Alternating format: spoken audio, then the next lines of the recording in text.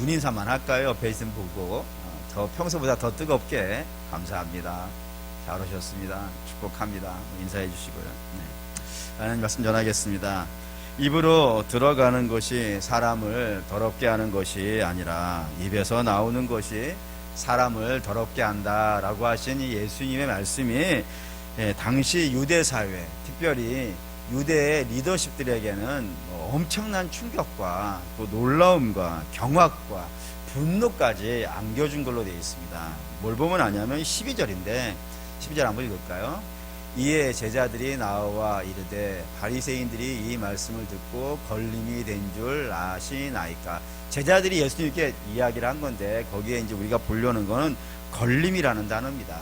이 걸림이라고 하는 단어가 스칸딜리조라고 하는 단어인데 이 단어가 무슨 뜻이냐면 극도의 분노예요. 너무너무 화가 났다 이거예요.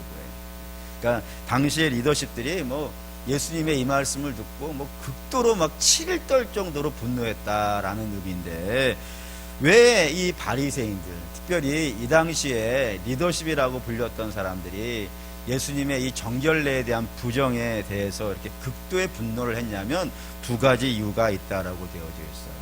첫 번째 이유는 뭐냐면 자긍심에, 자존심의 상처가 났다 이겁니다.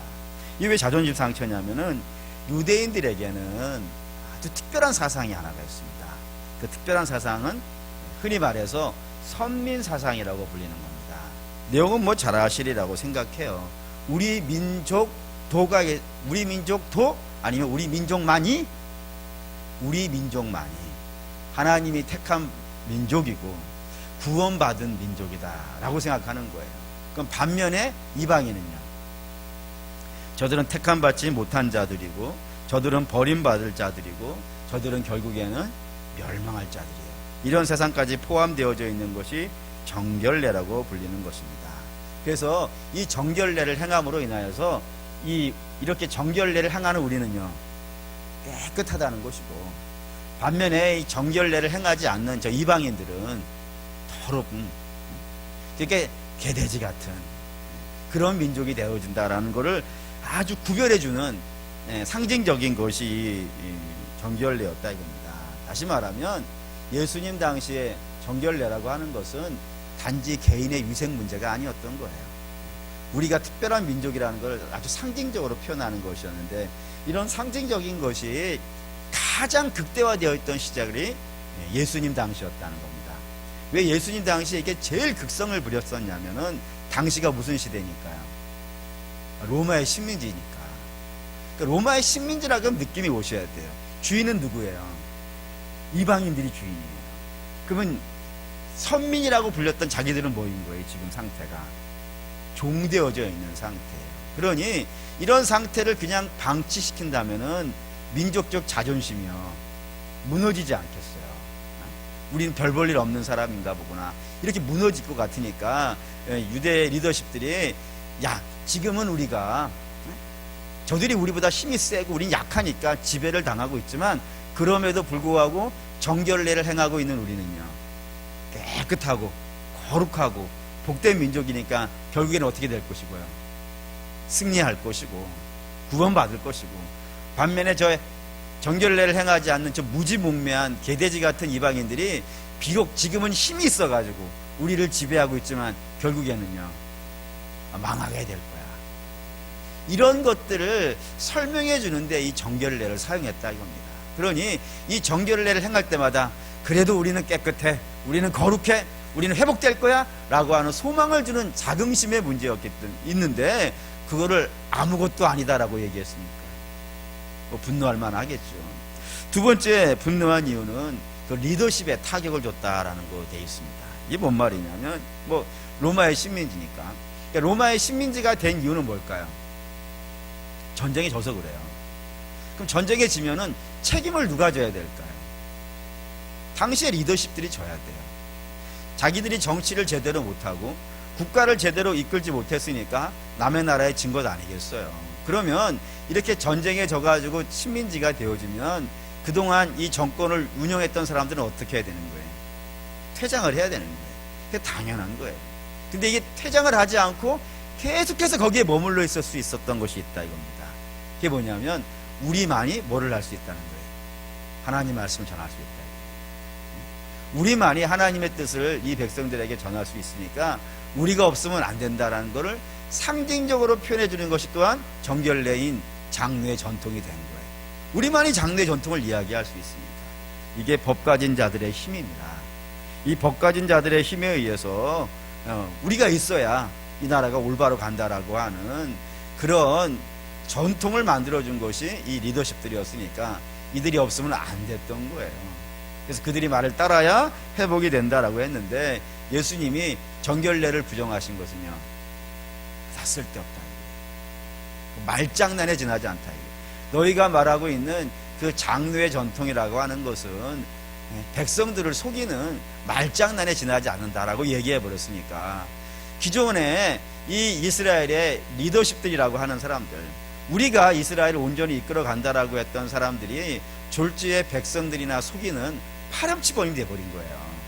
그러니 뭐 어마어마하게 화가 날 수밖에 없겠죠. 그래서 결국에는 예수님의 말씀으로 인하여서 정결례 쓸데없는 짓이다 라고 하는 그 말씀을 통하여서 그동안의 민족적 자부심이라고 붙잡고 있던 것들이 무너지기 시작했고, 또 우리가 이스라엘의 리더라고 하는 그 자존심도 무너지게 되어졌기 때문에 이 바리새인들이 뭐 극도로 분노를 하게 되어졌고, 그래서 그 분노한 결과 예수님의 곁을 떠나가게 되었다라는 것이 오늘 본문의 이야기라 이겁니다. 그런데 이렇게 바리새인들이 분노하면서 예수님의 곁을 떠나자 놀란 사람들이 있어요. 당황한 사람들이 있어요. 그게 누구였다고 하면 제자들이었다는 겁니다. 아니, 바리새인들이 떠난 것에 대해서 왜 예수님의 제자들이 이렇게 놀라고 당황하는 걸까요? 그 이유가 있어요. 이게 뭐냐면 이스라엘에 중요한 정당이 세 개가 있어요. 바리새인하고 사두개인하고 열심당인데, 열심당이라는 사람들은 원래 외톨이로 지내는 사람들이고 실제로 정권을 붙었던 사람들은 바리새인하고 사두개인이었습니다. 이 둘이 굉장한 라이벌이에요. 만나면 맨날 티격태격 싸우는, 우리나라 말하면 여야쯤 되어지는 것이 이 바리새인과 사두개인인데, 바리새인이 볼 때 예수님은 사두개인보단 낫다라고 생각했단 말이에요. 어느 면에서 그러냐면 사두개인은 부활이 없다 그랬거든요. 반면에 그 얘기 들어보셨죠? 뭐 7 형제가 있는데 큰형의 부인이 있었는데 애 낳지 못하고 형이 죽으니까 둘째가 형의 부인을 취하고 뭐 쭈해가지고 7이 다 죽었다? 그럼 누구의 부인이냐? 이런 얘기 기억나시죠? 예. 물어보는 제가 바보입니까? 어쨌든 그러니까 사두개인은 부활이 없다라고 믿는 사람, 반면에 바리새인은요 부활이 있다 그러는 거예요. 그럼 예수님은 어디겠어요? 부활이 있다는 분이란 말이에요. 그러니까 바리새인이 볼 때는 사두개인보다는 예수님이 자기들에게 가깝다고 생각했어요. 그래가지고 사두개인하고 예수님이 막 논쟁이 붙었을 때는 바리새인 누구 편 들었을까요? 예수님 편 들었어요. 그리고 사두개인은 한 번도 예수님을 초대해가지고 식사를 한 적이 없어. 근데 바리새인들은 늘 예수님을 초대해가지고 식사하고 예수님이 계시는 곳마다 따라다니죠. 삭개오 집에까지 쫓아가가지고 비판하고 막 그럴 정도니까 안 쫓아다니면 그렇게 못할 것 아니겠어요. 그래서 바리새인들은 예수님이 나름대로 자기랑 가깝다고, 사두개인보다는 가깝다고 생각했었는데 그 예수님이 자기들을 향해서 뭐를 한 거예요? 너희들 파렴치범에 지나지 않아 라고 손가락질을 해버린 거예요. 그래서 떠나버렸으니까 제자들이 볼 때는 그래도 당시에 최고의 권력, 나는 새도 떨어뜨린다라고 권력을 가지고 있는 사람들이 바리새인인데, 저 바리새인들이 저렇게 예수님을 보고 분노하고 가버렸으니까 이제 우리 어떻게 되는 거예요? 이제 바리새인들하고 원수된 거고, 바리새인과 원수되었으면 이제 우리도 이제 위험하다라는 생각이 들었기 때문에 예수님께 가가지고 예수님 이제 이 일을 어떻게 합니까? 라고 이렇게 이제 염려하면서 걱정하면서 이야기를 한 것이 여러분과 함께 읽었던 절이에요. 그러자 예수님이 제자들, 걱정하고 있는 제자들의 그 염려와 걱정에는 아랑곳하지 않고 뭐 하시는 거예요? 오히려 더 맹렬하게, 더욱더 가열차게 맹렬하게 비난하시는 겁니다. 그 비난 한번 볼까요? 13절에서 14절 읽겠습니다. 예수께서 대답하여 이르시되 심은 것마다 내 하늘 아버지께서 심으시지 않은 것은 뽑힐 것이니 그냥 두라. 그들은 맹인이 되어 맹인을 인도하는 자로다. 만일 맹인이 맹인을 인도하면 둘이 다 구덩이에 빠지리라 하시니. 이 말씀 가만히 읽어보면 어디서 들어본 것 같으실 거예요. 어디서 들어본 것 같냐면 마태복음 13장에 가면은 우리 이제 설교회 온 부분이니까 기억나실 거예요. 마태복음 13장에 가면 알곡과 가라지의 비유가 있어요. 그 알곡과의 가라지의 비유를 연상하게 하는 말씀입니다. 대충 여러분에게 내용을 말씀드리면 이런 거예요. 하루는 종이 주인에게 와가지고 이야기를 했습니다. 우리 밭에 가라지가 있다고. 우리가 심지 않은 가라지가 있다고. 그러자 주인이 뭐라 그러죠? 원수가 와서 뿌렸구나 라고 얘기해요. 그래서 종들이 그러면 우리가 가서 뽑아버릴까요? 라고 얘기하자 주인이 뭐라 그러죠? 내버려둬라. 추수 때 같이 걷어서 알곡은 어떡하고요? 창고에 들이고 가라지는 불태워버리겠다 라고 하셨던 그 말씀이 여기에 등장한다 이겁니다. 13절에 보시면 하나님이 심지 않은 씨 나와요. 하나님이 심지 않은 씨 뭐겠어요? 가라지예요. 그럼 이 가라지는 예수님이 누구를 생각하고 말씀하신 걸까요? 바리새인이 된 거예요. 그러니 이 바리새인을 향해서 원수의 씨라고까지 할 정도였어요. 굉장하죠. 우리가 뭐 인정하든 인정하지 않든 간에 바리새인과 유대인이라고 불린 사람들은 보통 사람들은 아니에요. 최소한 아브라함 때부터 지금까지요. 나는 하나님을 믿어온다라고 한 사람이었다니까요. 하나님을 섬겨온다라고 자부했고 우리만이 하나님의 택함 받은 백성이라고 불렀던 사람들이에요. 근데 그런 사람들을 향해서 예수님이 뭐라 그러시냐면은 저들은 하나님이 심은 씨가 아니라고, 저들은 가라지라고, 저들은 원수의 씨라고, 저들은 멸망받을 거라고. 뭐 이 정도의 비난은요 뭐 어마어마하잖아요. 뭐 상상할 수 없는 비난을 예수님이 이들에게 막 쏟아버리신 거예요. 왜 그러셨을까요? 이유가 있습니다. 그 이유를 14절로 설명하는데 저들이 저 상태로 계속하면 어떻게 되는 거예요? 맹인이 맹인을 인도해가지고 결국에는요 다 망한다. 그래서 주님 어떻게 하셔야 되는 거예요? 막아내야 되는 거죠. 그래서 이 비난을 막 쏟아내시는 거예요. 그래서 너희의 지금 현재 상태가 얼마나 유중한 상태인지를 알고 너희를 이끌고 있는 이 헛된 사상이 얼마나 좀 위험한 것인지를 알고 어떻게 하라고요? 회개하고 돌아오는 역사가 있으라고 이렇게 맹렬하게 비난을 가하고 있는 것입니다. 고로 우리 사랑하는 믿음의 성도 여러분들을 혹시 우리 이제 죄에 대한 설교를 제가 볼 때는 다른 교회보다는 많이 하잖아요. 그래서 죄에 대한 설교를 많이 하기 때문에 혹시 뭐 마음 상하시는 분이 있을 수도 있겠다는 생각이 들어가지만 죄에 대한 설교를 가장 많이 한 건 제가 아닙니다. 죄에 대한 설교를 가장 많이 한 분은 예수님입니다. 예수님보다 더 죄에 대해서 민감하게 반응하신 분은 없고 예수님보다 더 죄에 대한 설교를 많이 하신 분도 없어요. 그렇기 때문에 죄에 대한 설교를 하지 않는 자가 더 악한 자입니다. 여러분들은 뭐라 해야 되나? 좋게 얘기해야지. 잘 만났다고 할까? 어쨌든 알아서 들으시고 그런 의미가 있습니다. 그래서 예수님이 제자들이 와서 예수님이 하신 이 비유를 좀 설명 좀 해주십시오. 못 알아듣겠습니다 라고 얘기하자 주께서 저들에게 이 비유를 설명하시는 거예요. 왜 사람이 밖에서 안으로 들어가는 것이 사람을 더럽게 하는 것이 아니라 안에서 나오는 것이 사람을 더럽게 하는지를 설명하신다 이겁니다. 왜냐하면 밖에서 들어가는 것은요 더러운 것이 없더라 이겁니다. 왜 그럴까요? 사람은 더러운 걸 안 먹습니다. 더러운 걸 버립니다. 몰라서 안 보여서 그럴 수는 있어요. 뭐 세균 같은 게 우리가 안 보이니까 우리 호흡으로 들어가지만 최소한 우리 눈으로 봤을 때 더럽다고 생각하는 것은요 입에 넣지 않습니다. 그런데 입에 들어간 것은 어떻게 되는 거예요? 주께서 말씀하시기를 뒤를 통해서 변으로 나온다 이겁니다. 더러운 것으로 나온다. 그러니까 주의 말씀은 이거예요. 사람 안에는 괜찮은 것이 안으로 들어가죠. 그거를 부패하게 해서 더러운 것으로 내보내는 그 뭐가 안에 있다 이겁니다. 뭐 안에가 있다. 우리 속에 뭐가 있다는 거예요. 좋은 것이 들어가도 나쁜 것으로 내놓는 안에 뭔가가 있다 이거예요. 그게 뭘까요? 그게 사도 바울이 로마서 7장에다 써놨습니다. 7장 17절 18절 읽겠습니다. 이제는 그것을 행하는 자가 내가 아니요 내 속에 거하는 죄니라. 내 속 곧 내 육신에 선한 것이 거하지 아니하는 줄을 아노니 원함은 내게 있으나 선을 행하는 것은 없노라. 내 속 안에 거하는 게 있더라고요. 자리 잡고 살고 있는 게 있더라고요. 그게 뭐냐면 죄라고 되어 있습니다. 그 죄가 나로 하여금 선을 행하지 못하게 한다고요. 다시 말하면 선을 행할 의지는 있어요, 없어요? 있다 이거예요. 똑바로 하고 싶은 생각은 있다 이거예요. 그런데 그건 의지만 있는 거예요. 의지만 있지 실제로 행동은요 못하게 막아내는 그 죄가 우리 안에 있더라 이겁니다. 그래서 이 죄가 우리 밖에서 뭐가 들어가잖아요. 그 들어가면 그거를 온통 부패한 것으로 만들어 버린다 이겁니다. 예를 들어 보면 19절에서 20절에 예수님 이렇게 말씀하셨어요. 읽어보자.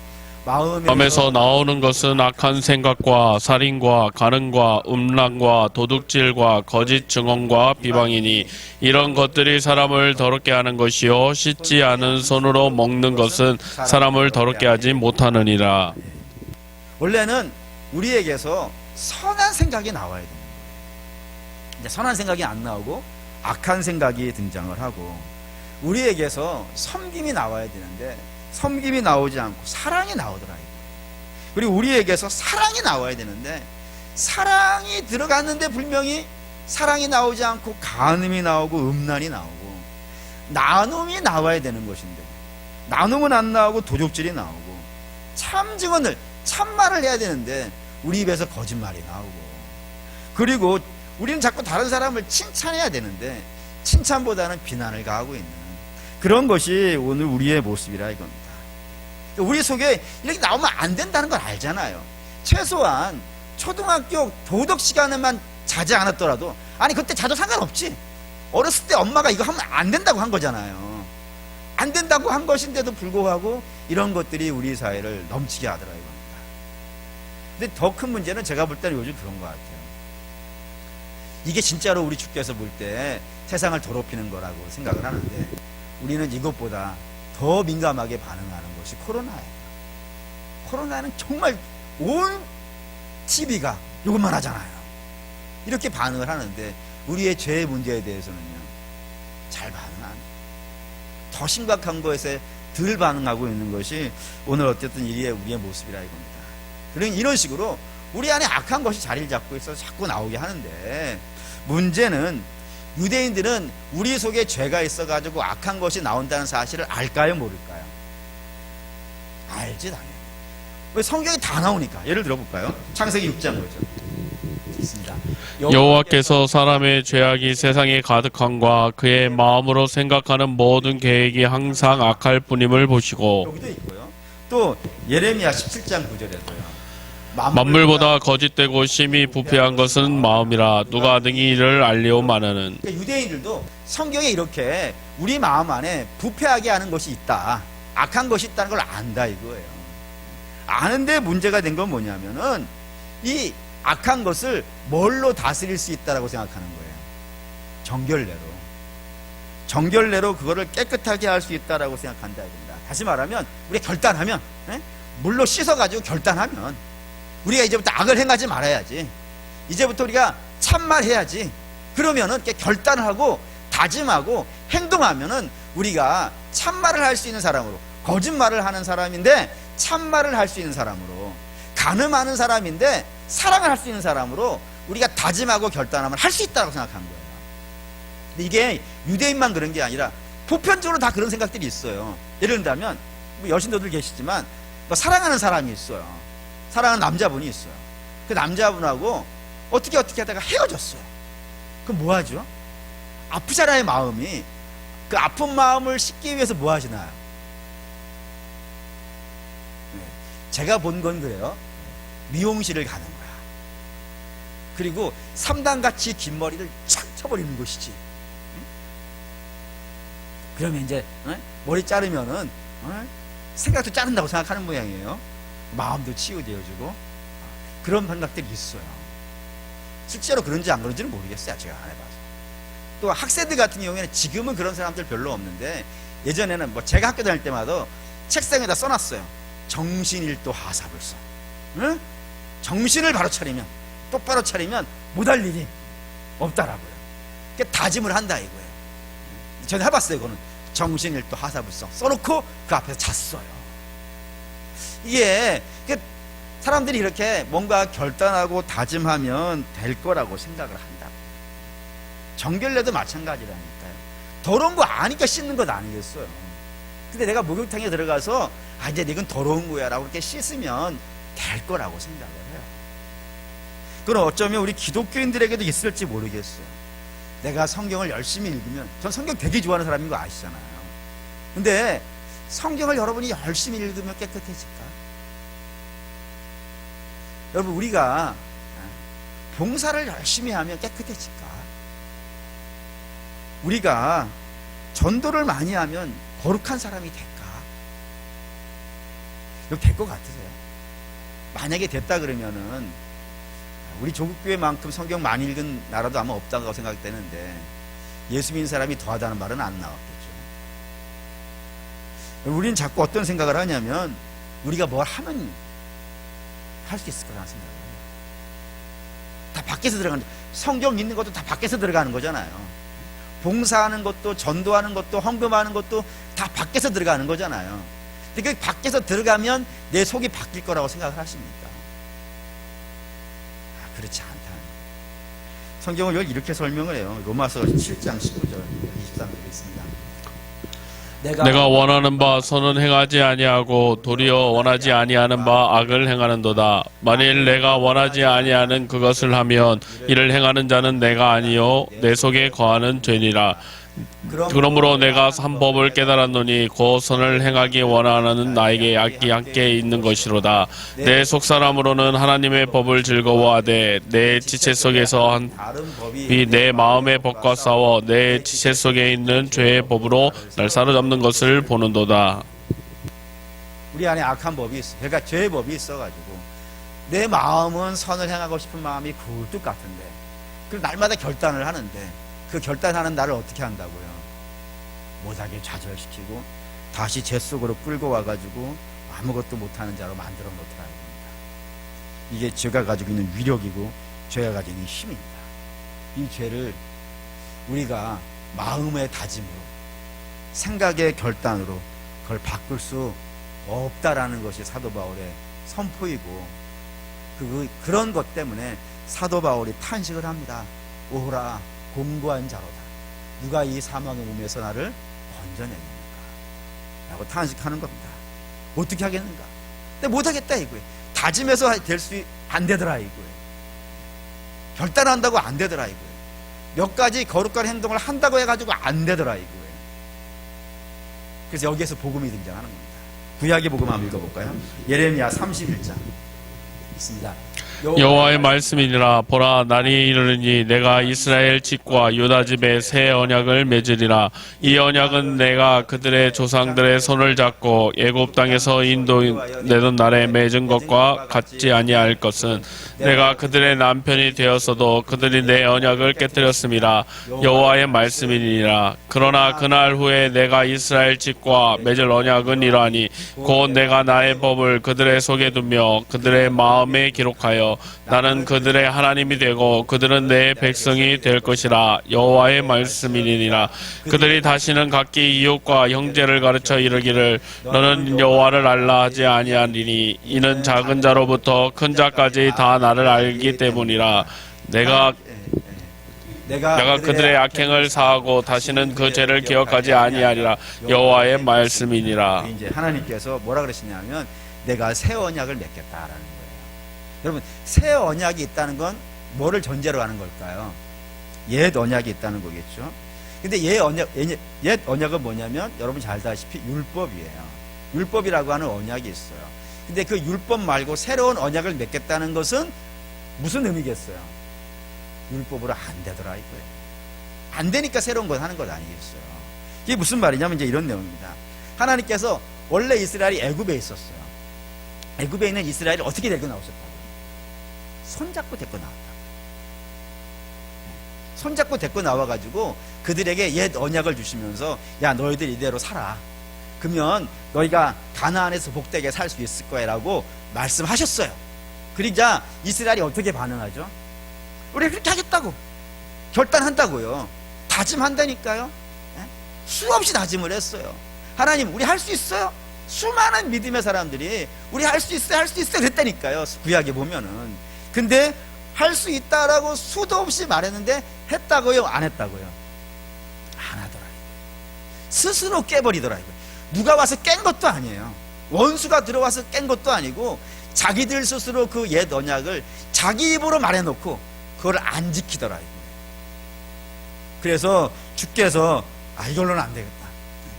돌판에 써놓는 그런 언약을 가지고는 이 백성을 고쳐내지 못하겠다 해가지고 새로운 언약을 맺는데 그 새로운 언약이 뭔 거예요? 마음판에 쓰겠다. 마음판에다가 마음을 고쳐버리시겠다고. 그래서 그 말씀을 지켜갈 수 있는 사람으로 만들으시겠다고. 누가 협조해줘서, 우리가 그걸 원해서도 아니고 우리가 협조해서도 아니고 우리가 동조해서도 아니고 하나님 홀로 당신 스스로 마음을 고치는 일을요 하시겠다 이겁니다.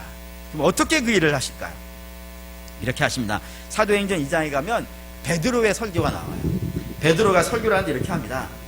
율법이 있고 정결례가 있다고, 그래서 하나님을 잘 믿는다고 한 너희들이 뭘 했다고요? 하나님을 죽였다 이거예요. 하나님을 죽였다고. 그리고 너희는 정결례를 아무리 한다 하더라도 너희는 죄인에 지나지 않는다 라고 선포를 한 겁니다. 그러자 그 이스라엘 백성들이 비로소 자기들이 무엇을 했는지를 알게 되어져요. 얼마나 악한 짓을 했는지를 알게 되어져서 베드로한테 뭐라 그러냐면, 형제요 이제 우리 어떻게 합니까? 우리 이 사태를 어떻게 해결합니까? 라고 묻자 베드로가 선포를 합니다. 그리고 선포한 내용이 오늘 제가 여러분들에게 드릴 결론입니다. 이제 사도행전 2장 37절 39절입니다. 볼게요. 그들이 이 말을 듣고 마음에 찔려 베드로와 다른 사도들에게 물어 이르되, 형제들아 우리가 어찌할꼬 하거늘. 베드로가 이르되, 너희가 회개하여 각각 예수 그리스도의 이름으로 세례를 받고 죄사함을 받으라. 그리하면 성령의 선물을 받으리니 이 약속은 너희와 너희 자녀와 모든 먼 내 사람 곧 주 우리 하나님이 부르시는 자들에게 하신 것이라 하고. 하나님 약속을 하셨다는 거예요. 그 약속은 너희에게도 그 약속에 해당이 되어주고 너희 자녀도 해당되어주고 심지어는 누구까지요? 먼 데에 있는 사람들까지. 먼 데라는 것은 지리적으로도 먼 데일 수도 있고 땅끝일 수도 있고 시대적으로 봤을 때 오늘날에 이르는 사람, 또 앞으로 오는 모든 세대, 그런 사람들이 다 이 약속 안에 포함이 되어지는데, 그 약속이 뭐냐면 너희가 회개하고 주 예수 그리스도의 피로 죄 씻음을 받고 그리고 성령을 받아서 거듭나면, 그러면 너희는 이 믿음의 길을 갈 수 있을 거다. 사랑하는 믿음의 성도 여러분, 사람은 목욕탕에 들어가서 몸을 씻으며 아무리 결단하고 다짐해서 거룩해지지 않습니다. 나오면 다시 더러워질 수밖에 없는 그런 겁니다. 사람이 언제 거룩해지냐면 예수 그리스도의 피로 씻고요, 그리고 성령으로 거듭나면 우리가 그때서야 온전한 길을 갈 수 있는 겁니다. 그래서 교회 오면 자꾸 여러분들에게 회개하라고 합니다. 왜죠? 우리 언제도 풀어야 되지만, 그리고 주님께서 풀어주셨지만 우린 날마다 이 연약한 세상 한가운데에서 넘어지거든요. 그걸 잡고 하나님 앞에 가서 자백하고 주님의 보혈로 씻어 내야 되고, 그리고 씻으면 우리 주께서 성령을 주신다 이거예요. 그럼 성령으로 우리가 그 순간에 또 거듭나고, 이렇게 되어졌을 때 비로소 우리가 온전한 믿음의 길을 갈 수 있고, 그때서야 비로소 세상의 누구도 우리를 정죄할 수 없고, 그리고 그때서 우리는 하나님의 기름 부음이 넘쳐날 것이고, 그때서야 우리는 말할 수 없이 놀라운 기쁨들을 누릴 수가 있게 되어진다 이겁니다. 그래서 성경은 자꾸 요구하는 거예요. 회개하고 예수의 피로 죄를 씻고 그리고 성령 받아서 거룩하게 되어주고 거듭나라고. 그게 정결례라 이겁니다. 몸 씻고 다짐하는 것이 아니에요. 뭐 한동안 행동하는 것이 아니에요. 그리고 우리가 그렇게 거듭나게 되어지면 비로소 하나님이 기뻐하시는 일들을요 해갈 수 있다 이겁니다. 그러니 사랑하는 우리 믿음의 성도 여러분, 놀라운 세계입니다. 놀라운 세계입니다. 우리가 행동으로 되는 것이 아니라 거듭나되어지는 이 놀라운 세계에 저와 여러분들이 참여할 수 있기를 주의 이름으로 축원합니다. 아멘. 결단하겠습니다.